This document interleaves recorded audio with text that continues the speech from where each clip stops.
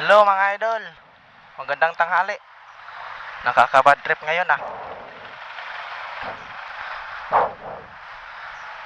Alam nyo ba, umalis ako kanina sa bahay. Wala pang alas 4. Alas 4 ng madaling araw. Update tayo ngayon, ano ba ngayon, October 21. Umalis ako sa bahay kanina. Alas 4, madaling araw. Wala pang alas 4 alas 3 pasado pa eh. Kasi nga, dadaan pa ako sa office namin. Papunta akong Bataan mga idol, galing ako sa Montalban. Ngayon lang kasi ako naka-video eh. Hindi ako nagbibideo kanina kasi maambon.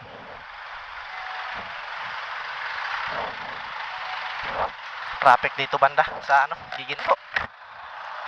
Ginagawa yung kalsada.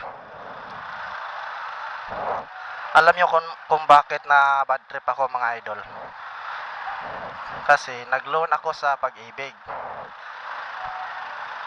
Nung umalis ako sa bahay, kaya inagahan ko kasi dadaan pa ako ng office para papirmahan yung form ko. Ngayon, napirmahan na yung form ko. Pumunta ako sa Pag-ibig sa branch sa Balanga. Nung ipasa ko na yung papel ko,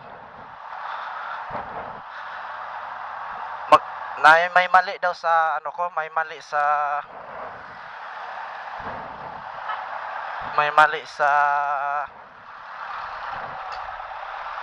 middle name ng nanay ko.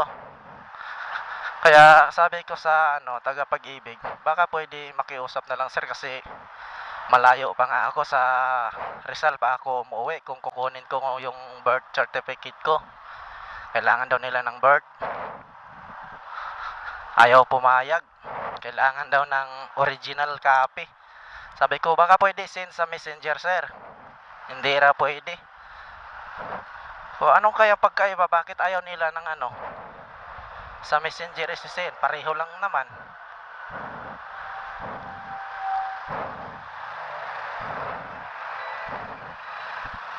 Birth certificate ko pa rin yun, walang mabago. Siguro pagkaiba lang, nahawakan nila yung original copy. Tapos yung pag sa messenger, yun, hindi nila mahawakan. Kaya ayaw pumayag. Kaya ito mga idol, andito na ako sa Giginto. Bad trip, bumalik ako, hindi ako pumasok sa trabaho. Kunin ko yung birth certificate ko sa bahay. Kaya nagpaalam ako na emergency, hindi ako makapasok. Nakaka-bad trip lang tong mga Pag-ibig na to. Nakikiusap ka, ayaw pa pumayag. Pera mo, pahirapan ka pa pag-loan. Di naman nila pera yon. Gusto siguro sila mag-loan eh. Pero pag sa kanila, pwede yun. Pag sa atin, hindi pwede. Nakikiusap nga lang tayo. Kung malapit lang, di naman ako makikiusap eh.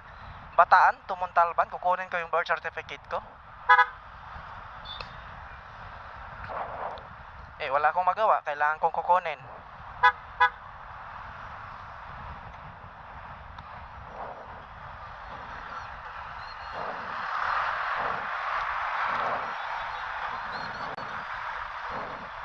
Traffic dito, traffic. Grabe. Ang layo ng binabiyahe ko. Balikan, Bataan. Kung kaya nga lang to bumalik ako mamaya para mahabol ko lang yung alas 5 sa Pag-ibig. Babalik ako kaso parang hindi na kaya. Alas 12 na, nasa Giginto pa lang ako. Baka mga alas 2 bago mag alas 3 nasa Rizal na ako. Traffic eh. Yun nga mga idol. Kung kayo kaya nasa mga idol, alin kaya yung kaya mas magandang gawin nila kung ganon ng kalagayan natin. Hindi natin dala yung birth certificate natin, tapos gusto nila makita talaga ng personal. Di sila madala sa pakikiusap. Nakakapagod.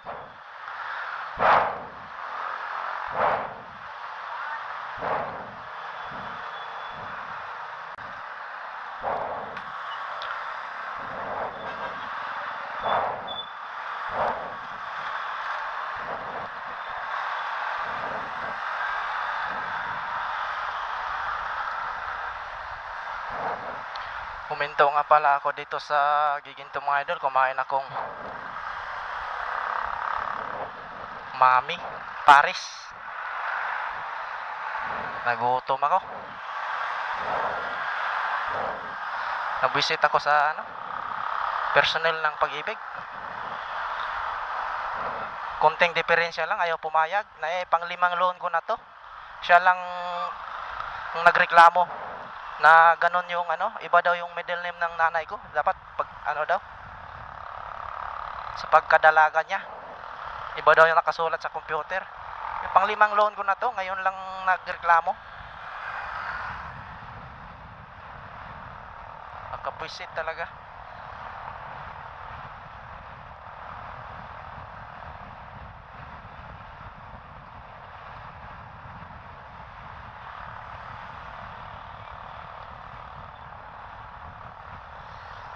Kaya absent tuloy ako ngayon.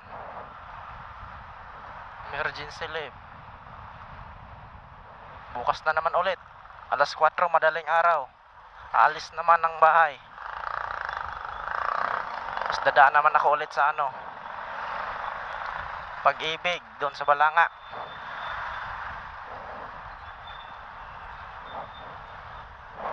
Kailangan makuha ko yung birth certificate ko. Kailangan daw nila makita sa personal. Nagdududa 3 ID na nga nasa photocopy, tapos ayaw pa rin. May payslip pa. Ayun, akala mo magnanakaw Sila lang ata magnanakaw. Pag merong nakita dong hindi naglulon, nilulon nila yung pirang ng tao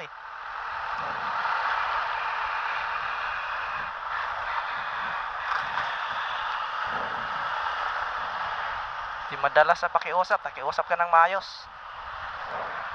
Biruin mo, Bataan to Rizal, kulang-kulang 6 na oras biyahein.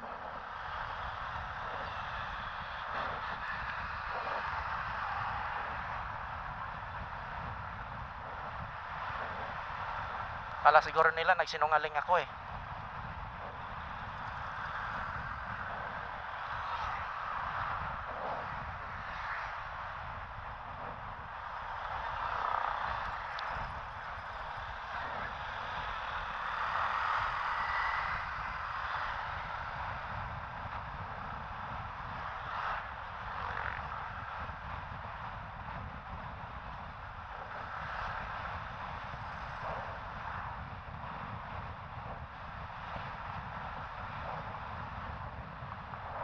Yung kalsada dito sa Bulacan, lubak-lubak, bitak-bitak na.